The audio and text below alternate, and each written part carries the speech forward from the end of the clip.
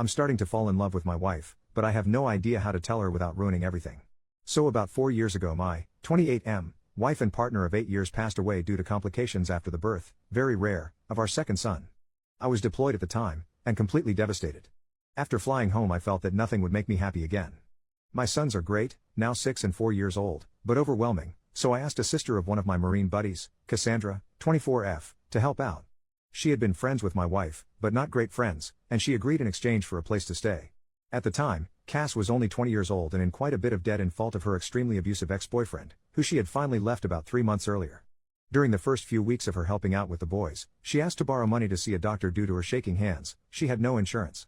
I happily obliged. She was an angel, doing all of the cooking and cleaning and keeping my young family together. It turned out that she had developed some sort of neurological disorder, probably brought on by repeated abuse. At the time it seemed simple. I had good insurance, she needed health care, I never thought I'd be able to move on from my wife, and she was afraid of intimacy. I agreed that I would marry her, but keep our platonic relationship. She promised not to burden me with her debt, and we had a prenuptial agreement and all. I know that this is fraud of the government, hence the throwaway, but we were both so damaged and needed somebody, even if not intimately. The past 3 years have been about as good as expected, if not better. Cass is great, better than great. She keeps the house spotless, had food ready every night when I get home, and has been working overnights as a baker and almost has her debt paid off. Her condition has improved greatly also, due to the great medical care she was able to receive. With the boys, she is a saint. She tells them about their mother, shows them pictures, takes them places for fun, and even taught them how to read. Of course the 6-year-old just finished kindergarten, but my 4-year-old is going to be the smartest kid in his class next year.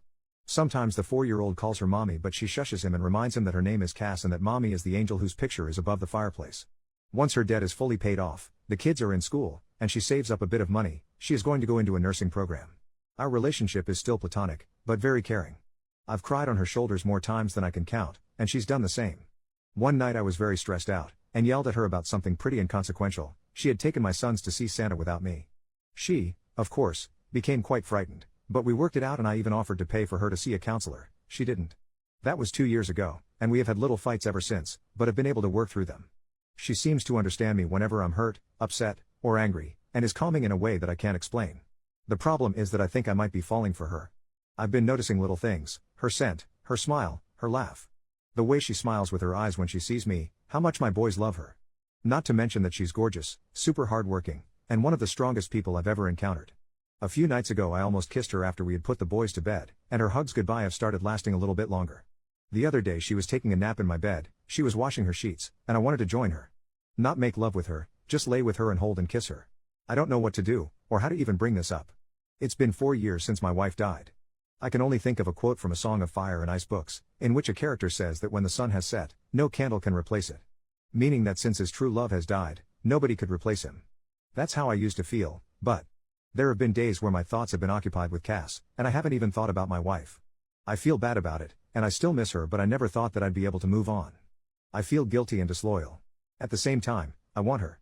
Not just intimately or physically, I want to be romantically intimate with her, not just as friends. I don't know how to bring it up.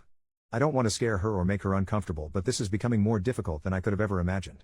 I was thinking about asking her to get dinner, just the two of us, and bringing it up. But what if she refuses? How can I gauge her interest? If it means anything, the other day she was having a hard time with the boys, they were restless and being out of hand, so I brought her home some of her favorite flowers. She was extremely giddy and gave me another lasting hug and a quick kiss on the lips. I was taken aback, but she pranced around, finishing dinner and putting the flowers in a vase. Literally, what does this mean? Edit, screw it. It's been an hour on here and you've convinced me to tell her. I've called her favorite fancy restaurant and made a reservation. Her brother agreed to babysit, and let her and or I stay at his place tonight if she isn't into it or feels uncomfortable. She paid off her debt this morning, apparently, just texted me a picture of the check, and next week is our 3-year anniversary, so that is the prelude. I'm going to tell her at dessert. I'm nervous as shite. First update, 10 hours later, everything went amazing. Just got home. Love Reddit. I will update tomorrow. Time to go make out with my wife. Second update, 20 hours later, last night was hectic as shit at first.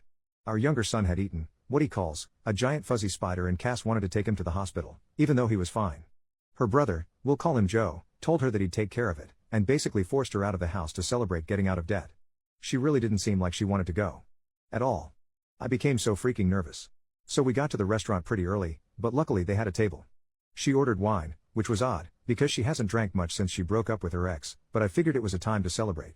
We made small talk for a while, but it seemed forced, and I knew that I had to tell her soon. So, before the entrees even came, I said that I had something to talk to her about. She didn't smile and told me that she knew. Joe told her. And my goddamn heart almost stopped. I instantly told her that I was so sorry. I didn't want her to find out that way. I wanted to tell her myself. She shook her head, kinda frowned, and said that it was okay. She just wanted me to be happy and that I deserved it. I told her that I didn't want to stress her out or make her uncomfortable, but I just needed to tell her, and see how she felt, and that it was completely up to her. She gave me a look and said that it actually was up to me, and just to do what made me happy. She said that she was probably going to move out after her program ended, and promised to stay out of the way until then. It was then that I realized something was a bit off, and asked what the heck Joe had told her. She said that he told her I wanted to take her out to dinner to tell her that I had started developing feelings for a girl, and wanted to ask Cass if it would be okay if I asked this girl out. It was then I realized that Joe had set me up for the most climactic pickup line ever to exist. Our entrees came. I had shrimp and pesto gnocchi, and she had crab legs for you detail lovers, and I explained that, yes, I had started developing feelings for a girl, I just didn't want it to mess up what we had. She said that it wouldn't mess anything up, she still loved the boys and would take care of them in the house. I continued to then explain that I wasn't going to ask the girl on a date, though, and she asked why not. Then I dropped my smoothest line I've ever dropped. Because I'm already on a date with her. Right? Thanks Joe, because he must know about your planned movie and really wanted that line. She gave me this look that she gives my sons when they tell her things like I'm going to the mall by myself or I have a girlfriend named Sarah. Then she looked away, smiled and shook her head and asked really?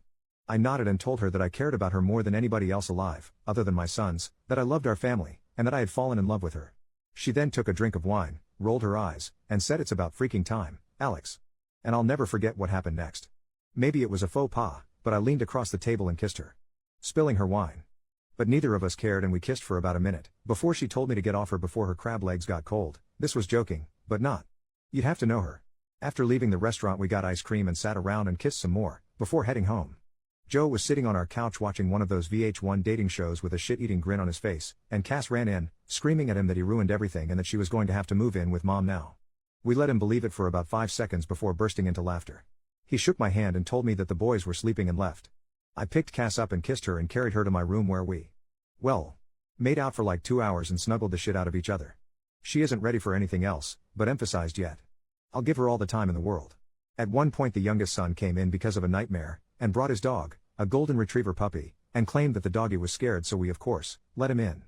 I woke up early to make everyone breakfast, and am about to go and kiss my wife goodbye, and ask my boss for the second part of the day off so that I can spend more time with her while the boys are at school and preschool. I'm really sorry I haven't replied to everything. I was a little busy, but thank you all for the support. Second update, 2 days later, my wife and I are doing fine. But I'm still unsure how to provide proof. I've lost the receipt for the restaurant and didn't pay with a card, and won't post pictures for obvious reasons, such as years of defrauding the government. But I will deliver and find a way. I promise, as a man of my word. Haven't I always delivered so far? And to those of you who are talking about a second wedding ceremony, we just kissed for the first time 2 nights ago. Overly attached Reddit?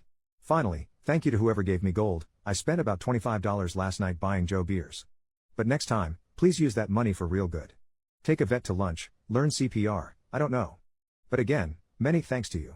I promise I'll update again in the future, but don't be angry if it isn't very often. I've been a little busier than normal. Cheers. Third update, about 3 months later, apparently I can't post this as an update because of some rule. It's fine. I'd advise anybody to look through my past submissions. I don't think I can post them on here, if you are interested in what happened about a month ago. But apparently this is a different issue. Hey everybody. I hope your workday is going well. My day has been crazy. Everything has been going wonderfully lately though. It was somewhat strange at first explaining it to our friends and family, but most of them had already caught on. Including my sons, who act as if nothing has changed. I'm pretty sure that they knew the entire time. Anyways, last night I came home and Cass was out of it. Dinner was burnt, which is no big deal. I can't really cook well or anything, but it's out of character for her, and she was drinking, lightly, only 1 or 2 glasses of wine.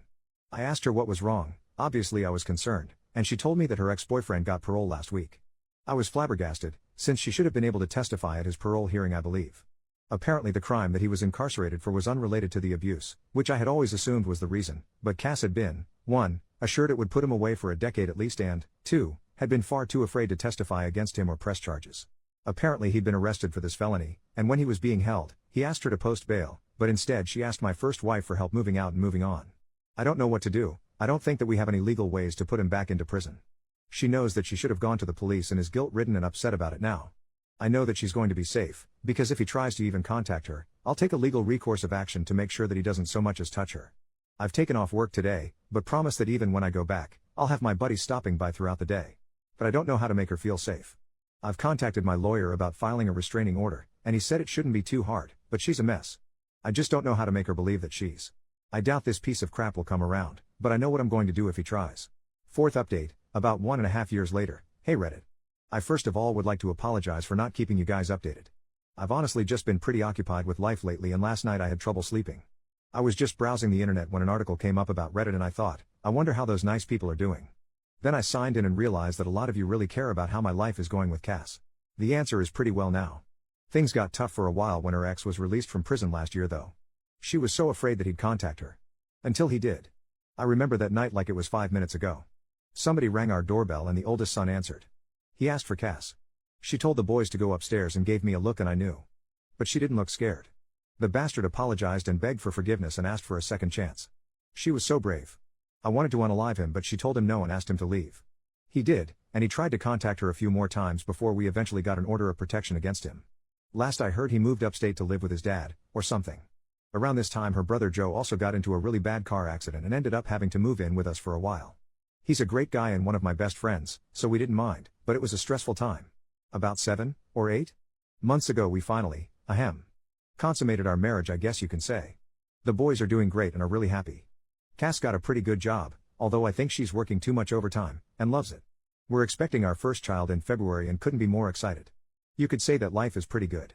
I'll be around for another few hours if you guys have any questions. Fifth update, about 2 years later. It's a girl.